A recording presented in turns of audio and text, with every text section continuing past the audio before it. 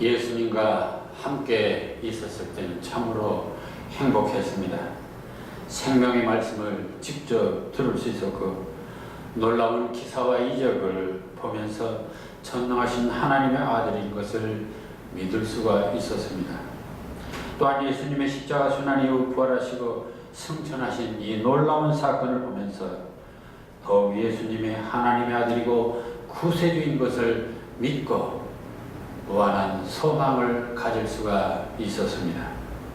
그런데 주님이 부활하신 후 그리고 승천하신 후 속히 재림할 것으로 알았던 주님은 아직 오시지 않고 직접 가르침을 받은 제자들은 하나씩 둘씩 이제 세상을 떠나게 됩니다.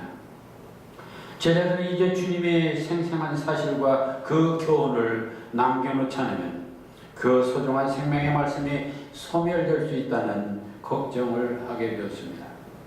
땅끝까지 내 증인이 되라고 말씀하신 주님의 분부를 이행하려면 그 말씀을 기록하지 않으면 안 된다는 사실을 알게 된 것입니다. 그런데 문제는 또 있었습니다. 교회에는 일정한 신약의 교리와 확고한 말씀이 없기 때문에 신앙생활에 늘 혼란이 생기고 더구나 여기저기 이단 사상이 발생해서 주님의 가르침에 도전하고 있었습니다. 그래서 제자들과 그 제자들의 말씀을 들은 제자들, 그래서 이를 사도와 속사도라고 말하죠. 이들은 즉시 주님의 말씀과 교훈과 진리를 기록하기 시작했습니다. 물론 기록자가 여럿이고 말씀에 대한 경험이나 생각이 다를 수가 있습니다. 그럼에도 불구하고 신약 성경은 모두가 다 예수 그리스도가 하나님의 아들이라고 하는 하나의 주제, 그 하나의 일치된 주제를 가지고 기록했기 때문에 모두가 성경으로 동일한 의미를 갖고 있는 것입니다. 초대교회에서 최초로 나타난 성경은 이 데살로니가 전서를 비롯해서 이 갈라디아서 등 이 바울의 편지 글, 다시 말하면 바울의 서신서들이 제일 먼저 기록된 것으로 되어 있습니다. 그 이후 예수님의 생애와 교훈에 대한 이 전승을 마태복음, 마가복음, 누가복음이라는 이름으로 말하자면 제자들의 이름을 붙여서 또 기록하게 되죠. 현재 학자들의 연구에 따르면 이 신약 성경은 이 바울 서신이 주후 55년 가장 먼저 기록된 것으로 되어 있습니다. 또한 사복음서들 중에서 제일 먼저 기록된 것은 마가복음으로 얘기하고 있습니다. 그 후에 약 40년 사이에 이 마태와 누가와 이 예수 그리스도의 생애 교훈을 기록했고 가장 마지막으로 기록한 책이 바로 주후 95년 약 100년 후에 요한이 기록한 요한계시록과 요한서신 그리고 요한복음으로 알려져 있습니다. 따라서 오늘부터 살펴보자 하는 이 요한복음은 신약 27권 중 요한계시록과 함께 이 12제자 중에 하나인 요한에 의해서 쓰여진 이 마지막 기록이라고 봐야 하겠습니다. 여기에 마지막 기록이라고 하는 말은 예수님 사역에 대한 총결산, 예수님이 어떤 분이시고 어떤 일을 행하셨고 그래서 우리는 예수님을 어떻게 이해하고 또 어떻게 믿고 행할 것인가를 주님을 직접 수행한 이 마지막 제자 요한에 의해서 기록했다고 하는 사실, 따라서 이 요한복음은 복음의 이 총체적인 것이면서도 동시에 가장 직접적인 말씀이라는 데서 대단히 그 신앙적인 또 신학적인 의미를 갖고 있으며 또 우리가 이 요한복음을 통해서 더 많은 은혜의 시간을 가질 수가 있는 것입니다. 요한이 예수님의 제자가 된 것은 마가복음 1장 16절에서 20절을 보면 갈릴리 해변으로 가시다가 시몬과 그 형제 안드레가 바다에 그물 던지는 것을 보시니 그들은 어부라. 예수께서 이르시되 나를 따라오라. 내가 너희로 사람을 낚는 어부가 되리라 하시니 곧 그물을 버려두고 따르니라. 조금 더 가시다가 세베대의 아들 야고보와 그의 형제 요한을 보시니 그들도 배에 있어 그물을 깁는데 곧 부르시니 그 아버지 세베대를 품꾼들과 함께 배에 버려두고 예수를 따라가니라. 이 말씀을 보면 요한은 형 야고보와 함께 이 베드로 형제 다음에 주님의 제자가 된 어부 출신입니다. 그런데 재미있는 것은 그 아버지는 품꾼을 둘 만큼 여유가 있는 집안이었습니다. 요한은 수제자 베드로 그리고 자신의 형인 야고보와 더불어서 12 제자 중에서 가장 총애를 받았던, 그래서 저는 이 예수님의 삼총사 이렇게 말하고 싶습니다. 사실 변화산에서 예수님과 함께 있었던 이 세 제자가 누구냐?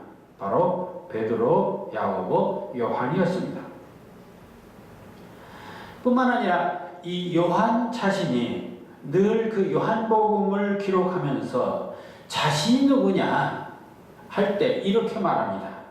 주님이 사랑하시는 제자 요한, 이렇게 말하고 있습니다. 요한복음 13장 23절을 보면 예수의 제자 중 하나 곧 그가 사랑하시는 자, 바로 예수님이 사랑하시는 자가 바로 요한을 두고 하는 말, 예수의 품에 의지하여 누웠는지라. 이 내용을 보면 이 예수님과 요한 사이에 얼마나 긴밀한 이런 그 관계의 날을 알 수가 있습니다. 그래서 이 레오나르도 다빈치가 이 성화 최후의 만찬을 그릴 때도 예수님의 가장 오른편에 요한이 먼저 앉습니다. 우리가 생각할 때 베드로가 수제자이니까 당연히 예수님 오른쪽에는 베드로여야 될 것인데 오히려 요한이 먼저 앉아있고 요한 다음에 베드로가 앉아있습니다. 그런데 이 그림 속의 요한이 여성처럼 아주 예쁘게 그려져 있어요. 그래서 최근에 예수의 신성을 부정하는 이 잡서 다빈치 코드에서는 그는 요한이 아니라 막달라 마리아이고 그녀는 예수와 결혼한 것이라고 하는 해괴한 허구를 만들었습니다. 물론 이것은 하나의 소설 픽션일 뿐입니다. 예수께서 요한을 얼마나 믿고 사랑했는지 십자가상에서 운명하기 직전 모친 마리아를 당신의 친동생 야고보에게 부탁하지를 않고 오히려 요한에게 부탁합니다. 이처럼 누구보다도 그의 사랑을 받았던, 주님의 사랑을 받았던 요한이기 때문에 제자 중 가장 오래 살면서 최후의 증인으로 남아서 주님의 생생한 역사를 증거하고 헌신하는 제자가 됩니다. 오순절 이후 사도 요한은 베드로와 더불어서 초대교회 설립의 핵심 인물이 됩니다. 그래서 이 바울은 교회의 기둥 같은 인물이라고 갈라디아 2장 9절에서 말하고 있습니다. 초대교회 많은 전승에 따르면 사도 요한은 그의 노년을 이 에베소서에서 설교와 저술로서 일생을 보내다가 도미티아나 아우스 황제의 기독교 파키시에는 이 반모섬으로 유배를 갔으며 그곳에서 유명한 이 예언서 요한계시록을 기록했다고 전하고 있습니다. 12 제자 중에 최초로 순교를 당한 것은 바로 그의 형 야고보였습니다.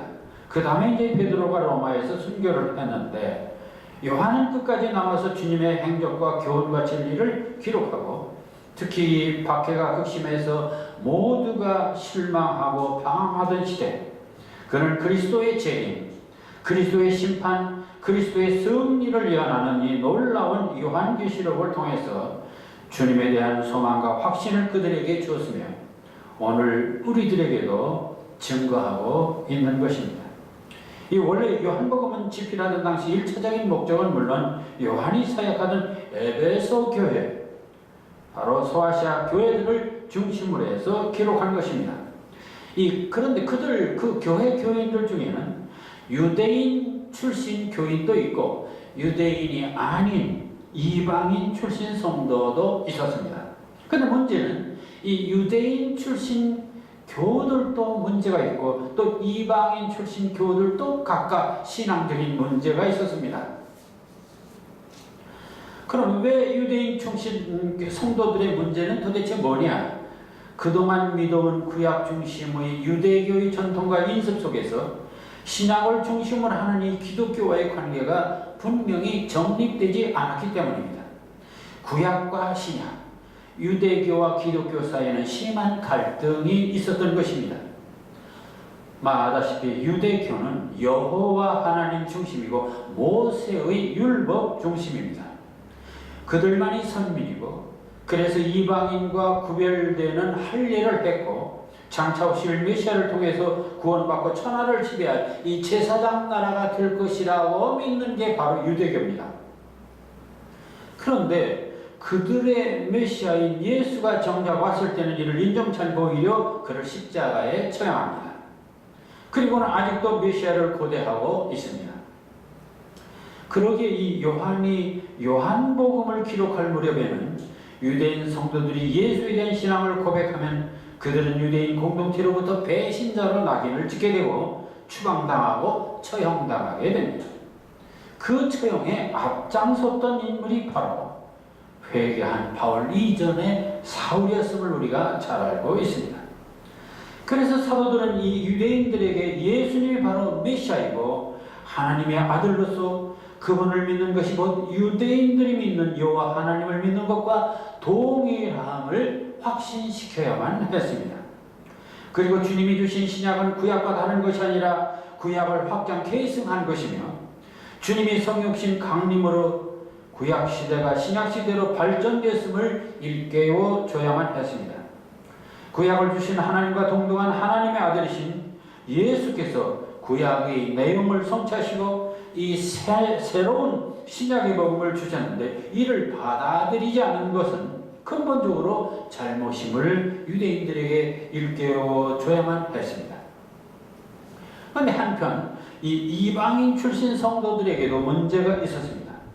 그들도 교리의 혼란을 느낍니다. 그 교리의 혼란이 뭐냐면은 그것은 유대교와 다르게 당시 그 로마 제국에 분미했던 이 헬라 철학, 헬라 종교의 한 유파인 영지주의자들로부터 심한 도전을 받고 있었습니다.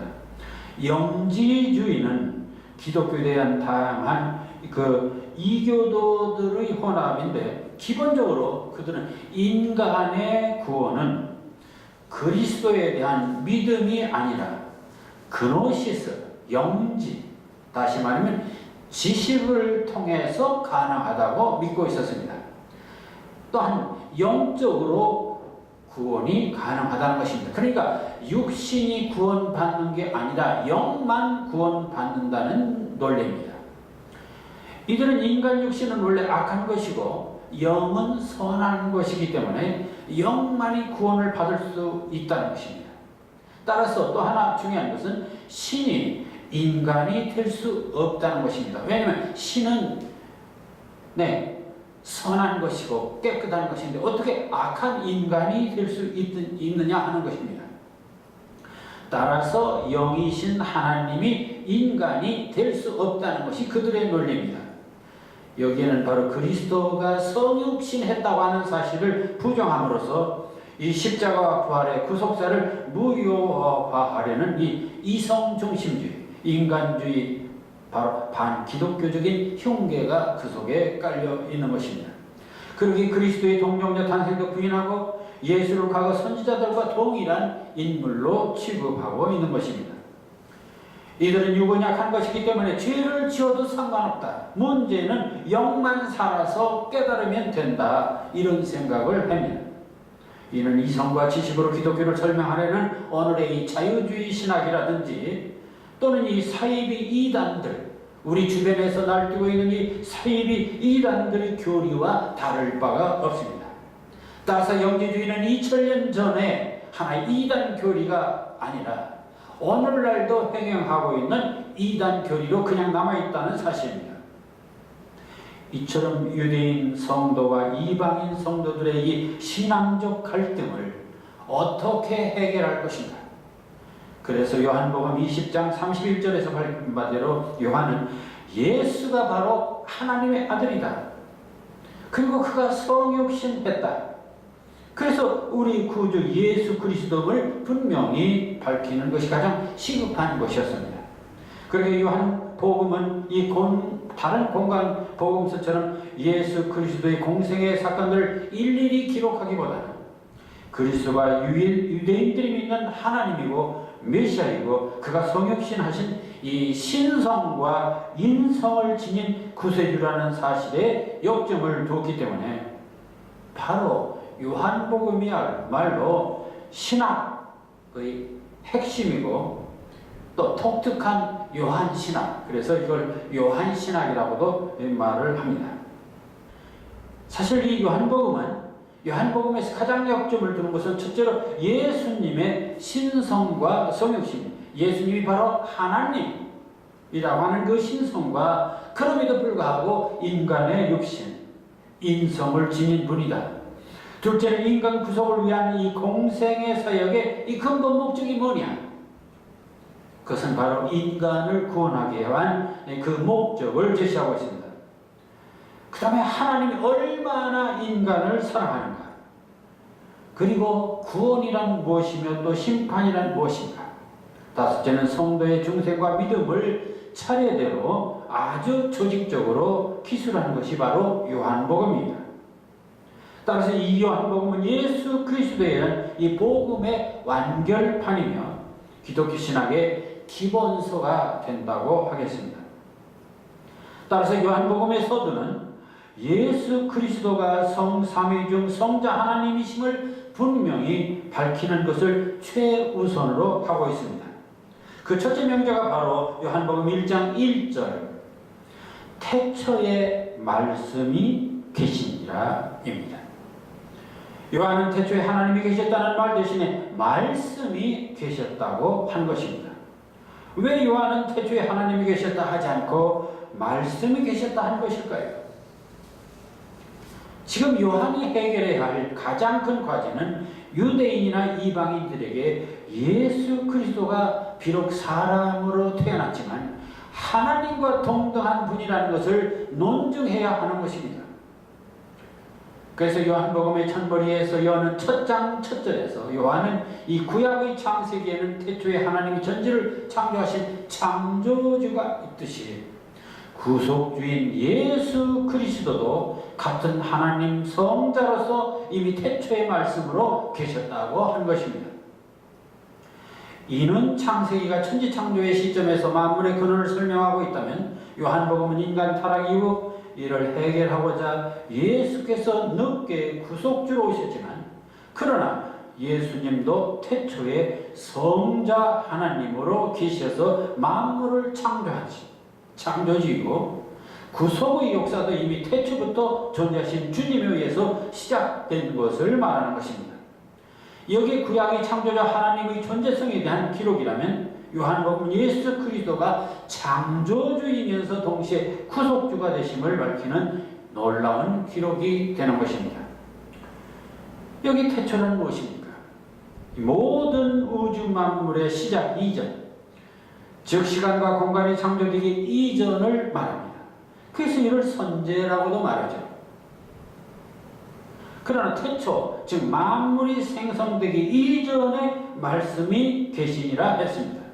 이는 여호와 하나님이 태초에 계신 것이 아니라 주님도 태초에 계셨다는 이 선제성, 그 영원성을 통해서 하나님과 동등한 분이다 라고 하는 것을 말하고자 하는 것입니다.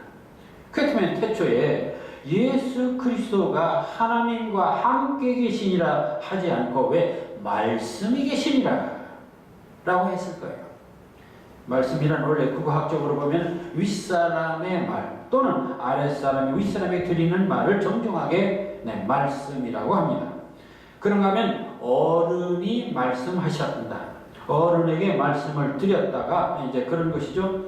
그런데 기독교 성경에서 사용하는 이 말씀의 의미는 그보다 더 다양한 의미를 갖고 있습니다. 예를 들어서 우선 하나님이 가라사대, 하나님이 이르시되, 이럴 때는 결국 어른이 말씀하시되와 같은 의미가 되겠습니다. 그리고 성경 말씀, 주님 말씀 등 명사용어로 쓸 때는 가르침 또는 심한 진리에 대한 높임말이 됩니다. 근데 이 요한복음 1장 1절에서 사용하는 이 말씀의 의미는 가라사대나 성경 말씀의 말씀과 전혀 성격이 다릅니다. 요한복음 1장 1절에 말씀이 계시니라는 말씀이란 추상명사가 이 인격적 주체가 되고 그 인물의 존경을 나타내는 서술어가 함께 있습니다. 말씀이 계시니라, 할아버지가 계시니라, 아버지가 계시니라 하면 좋습니다만은 말씀이 계시니라. 그럼 이 말씀이 단순한 음성이 아니라는 것을 우리가 알 수 있습니다. 이 말씀이 안에 인격체라는 얘기죠. 이는 태초에 단지 소통수단인 음성이 아니라 인격을 지닌 음성이 바로 인격이 되는 그런 존재로, 이는 예수 그리스도가 육신의 형상을 입기 이전 신적 상태를 가리키는 말입니다. 만물이 생성되기 이전 태초에 예수 그리스도가 육신은 없었지만 신성을 지닌 인격적 음성으로 계셨다는 말입니다. 그래서 영어 성경에서는 이 요한복음 1장 1절의 말씀이라는 용어를 보통 명사 word가 아니고 고유명사 대문자 W와 D를 씁니다. 그런데 이 헬라어 어원에 보면 이 말씀을, 그래서 이제 영어 성경을 읽는 사람이라든지 또 뭐 헬라 성경을 읽을 때 이 로고스라는 말씀입니다. 요한복음 1장 1절의 이 말씀은 대문자 워드이기도 하지만 동시에 로고스다 이렇게 되는 것이죠. 고유명사 워드로서의 의미는 인격적인 음성을 나타낸 것이다 라고 잘 알 수 있는데, 문제는 이 로고스라고 하니까 또 혼란이 옵니다. 왜냐하면 로고스는 헬라 철학에서 흔히 쓰이던 용어로 헬라인들에게는 이 말이 이성, 감성이 아닌 이성 또는 만물의 원리, 이성에 근거한 언어라는 뜻입니다. 그래서 요즘도 로고스라면 감성에 대해되는 어떤 이성, 어떤 합리적인 사고, 이것만을 생각하게 됩니다. 따라서 하나님을 아주 이성적으로 논리적으로 생각하고자 하는 그런 혼란을 가져올 수 있다는 얘기입니다. 그러나 이 요한이 기술한 요한복음 1장 1절의 이 로고스로서의 말씀은 천지만물 속에 내재한 비인격적 원리, 이성 또는 논리로서의 바로 희락적인 그러한 로고스가 아니라 절대 초월자로서의 만물의 질서를 직접 정하시고 또한 이를 인간에게 선포하시는 하나님의 이 주권적, 의지적, 인격적 선포로서의 말씀의 뜻으로서의 로고스라는 것입니다. 만일 이를 분별하지 못한다면 우리는 몸은 교회에 있지만 머리로만 예수를 믿거나 머리로만 믿는 이성적 신앙 그리고 신없는 종교를 가질 수밖에 없는 위험에 빠지게 됩니다. 그런데 이 본문 1절 후반에서는 이 말씀이 하나님과 함께 계셨다는 것이고, 그리고 이 말씀은 바로 하나님이라는 것입니다. 이는 말씀과 하나님이 동일한 분이심을 논리적으로 한 것입니다. 이런 의미에서 본문은 예수님의 신성을 보여주는 성경상 가장 결정적인 주장이 됩니다. 이처럼 요한은 말씀과 하나님이 같다는 표현을 함으로써 이 성부 하나님, 그리고 성자 하나님, 그리고 성자 하나님이 실제적 개체이지만 그 본질에 있어서는 동일하다는 이 하나님의 이 삼위일체적 존재 양상, 이것을 바로 드러내고 있는 것입니다. 그런데 이 1장 2절에서 다시 그가 그 말씀이 또는 예수 그리스도가 태초에 하나님과 함께 계셨다라고 반복하고 있습니다. 말씀이 예수 그리스도이고 동시에 하나님이라는 사실이 너무나 중요하기 때문에 1절에서 말한 사실을 다시 2절에서 반복 강조하고 있는 것입니다. 그뿐입니까? 본문 1절에서 5절을 보면 그리스도를 나타내는 말로 말씀, 생명, 빛 등의 다양한 메타포와 대명사 등을 동원해서 반복적으로 나타내고 있습니다. 이러한 문장을 볼 때 이는 한편의 놀라운 시라고 말할 수 있습니다. 여기에 요한의 집요한 신학이 있고 시학이 있습니다. 1절에서 5절을 좀 시적으로 한번 읽어 봅시다. 같이 봉독하실까요? 태초에 말씀이 계시니라. 이 말씀이 하나님과 함께 계셨으니 이 말씀이 곧 하나님이시니라. 그가 태초에 하나님과 함께 계셨고 만물이 그로 말미암아 지은 바 되었으니 지은 것이 하나도 그가 없이는 된 것이 없느니라. 그 안에 생명이 있었으니 이 생명은 사람들의 빛이라. 빛이 어둠에 비추되 어둠이 깨닫지 못하더라. 네, 이 말씀은 아주 리듬도 있고 메타포도 있고 아주 정말 리드미컬한 한편의 시입니다. 이처럼 말씀이 예수 그리스도이고 그가 태초에 계셨고 하나님과 함께 계셨고 그 때문에 말씀이 하나님이시며 그러기에 천지만물을 창조하신 분도 되는 것입니다. 그래서 1장 3절에서 만물이 그로 말미암아 지은 바 되었으니 모든 지은 것이 하나도 그가 없이는 된 것이 없느니라. 창조주 하나님이며 동시에 창조주 예수 그리스도임을 밝힙니다. 즉 모든 만물은 말씀이신 예수 그리스도 의해서도 창조되었으니 그로 말미암지 않고는 어떤 것도 창조될 수 없음을 밝힙니다. 근데 1장 4절에서는 그 안에 생명이 있었으니 이 생명은 사람들의 빛이라. 여기서 그 안에라는 말은 영어에서 in him, 그리스도 안에, 그 사람 안에, 즉 말씀이고 하나님이신 예수 그리스도 안에라는 뜻이죠. 그 안에 생명이 있다는 것입니다. 생명은 생활이라는 뜻도 있지만 죽음의 반대 개념인 영생이라는 뜻도 있습니다. 그 다음에 예수 그리스도 안에 바로 예수 그리스도인들에게는 이 생명이란 바로 하나님 안에서 계속적으로 누리는 영원한 생명을 말합니다. 그렇게 그 생명은 또한 사람들의 빛이 될 수 있습니다. 왜냐하면 그리스도 안에 있는 생명은 사람들의 죽음의 세계인 이 어둠에서 불러내서 생명의 세계인 빛의 세계에 살게 하고 있기 때문입니다. 요한은 그리스도를 하나님으로 확실히 하고는 그를 다시 생명과 빛이라는 이미지를 통해서 구체화하고 있습니다. 다시 말하면 시적 표현을 통해서 그리스도를 드러내고 있다는 얘기입니다. 근데 이 그리스도를 생명으로 마침내 빛으로 표현한 이 어법, 우리는 그저 성경에서 흔히 있는 당연한 어법을 알고 있습니다. 왜냐하면 빛이란 말도 많고 생명이란 말도 많기 때문에 그렇습니다. 그러나 사실은 생명이고 진리신 주님을 빛으로 비교하는 것은 엄연히 이것은 시적인 어법입니다. 그리스도를 빛이라는 이 이미지로 메타포, 즉 은유한 것이라는 말입니다. 요한은 그리스도가 하나님이시고 생명인 것을 이 신학적으로 밝힌 다음에 빛이라는 실적 이미지로 형상화함으로써 더욱 선명하고 감동적인 그리스도를 드러내고 있습니다. 얼마나 놀랍고 탁월한 고백입니까? 이렇게 예수 그리스도를 말씀으로, 하나님으로, 생명으로, 빛으로 표현하고 있지만 1장 5절에서 아쉽게도 그 빛이 어둠에 비추되 어둠이 깨닫지 못하더라.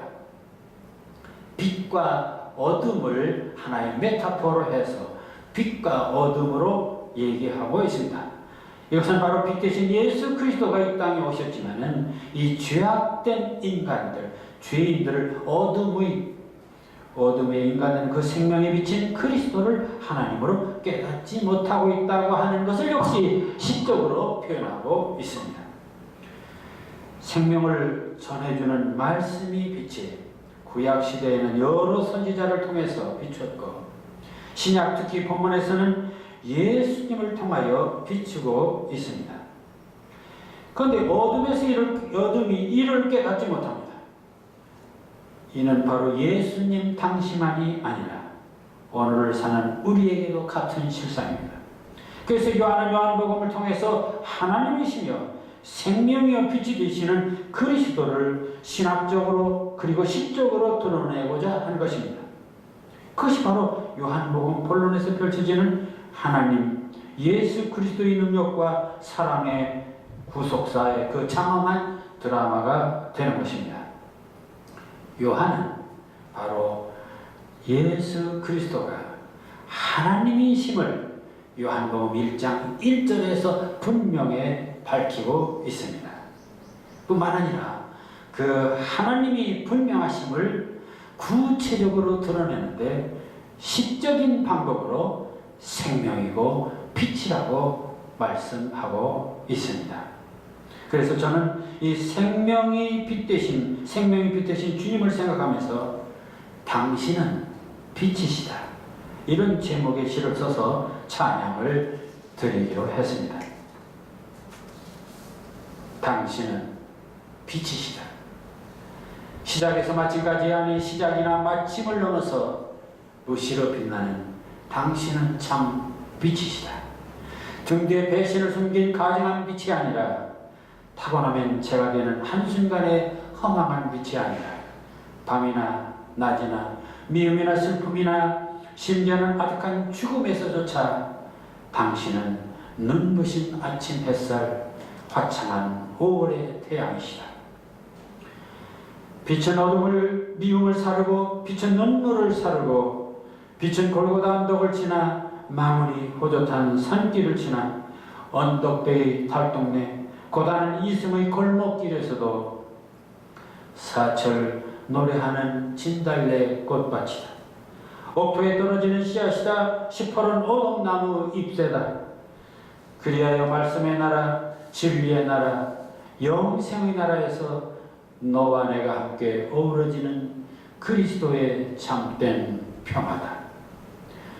내 영혼은 언제나 어둠의 미로에서 흔들리는 허물을 젓고 지상의 시력은 무지갯빛 허공을 휘젓는 텅 빈 손짓이지만 내 벌어진 신발과 내 남노한 발자국, 차마 부끄러워 돌아볼 수 없는 나그네의 슬픈 절망이지만 빛은 내 발자국을 지우고 빛은 내 남노를 지우고 빛은 내 부끄러움을 지우고 마침내 피 흘림의 십자가, 그 기적같은 만남의 교차로에서 흔들리는 내 영혼의 반석이 되어 새 예루살렘 성으로 달려가는 통행이 되어 푸른 초장의 인자한 목자가 되어 빛은 어둠을 이기고 빛은 세상을 이기고 빛은 죽음을 이기고 돌아오는 승리의 나팔소리다. 아버지의 쪼랑한 음성이다. 어린 양이다. 이 한 목숨 다 바쳐도 오직 고마울 뿐인 당신이다. 기도하겠습니다. 태초부터 계셔서 오라만 창세의 말씀으로 계셔서 우주 만물을 창조하신 주님이시여, 저의 인간들을 창조하신 주님이시여, 죽을 수밖에 없는 저희를 위해 친히 인간이 되시고 십자가에서 피 흘려 죽으신 주님이시여, 그러나 부활의 첫 열매가 되신 주님이시여, 어리석고 가증한 저의 믿음을 돌아보게 하시고 빛 되신 주님을 바르게 알고 바르게 믿고 바르게 실천하는 저희도 작은 촛불이 되게 하여 주시옵소서. 예수님 이름으로 기도하옵나이다.